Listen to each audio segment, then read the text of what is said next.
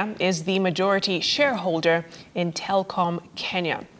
Appearing before the National Assembly's Joint Committee probing the controversial buyout of Telkom, engineer Stanley Kamau told the MPs that his office had concluded the transaction and seen all the documents involved in the transactions between Helios Limited and the government of Kenya from when the purchase of shares was done by Jamhuri Holdings.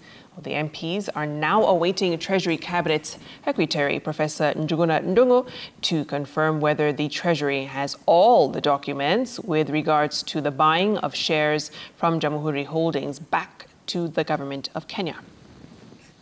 Engineer Kamau, tell me, you have told us that there has been discussions and correspondences between the government of Kenya and Jamhuri Holding Limited and Helios, so that there can be an agreement on to how this buyback will happen. It was finally agreed that government will get this shareholding for free, the 60% for free. And of course, you can't get shares can never be sold for a zero. There must be a consideration. That consideration is $1.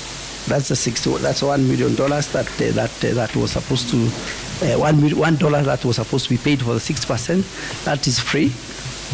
But then they did insist that the money they had put in since they came on board must be reimbursed to them, which was the $51 million, $48 million principal, and $3 million as interest. So, and that formed the transaction. The acquisition of these shares at one USD for the nominal value of all the shares was after discussions. So who did you sit with in those discussions? No, it is the government. The government is a collective responsibility.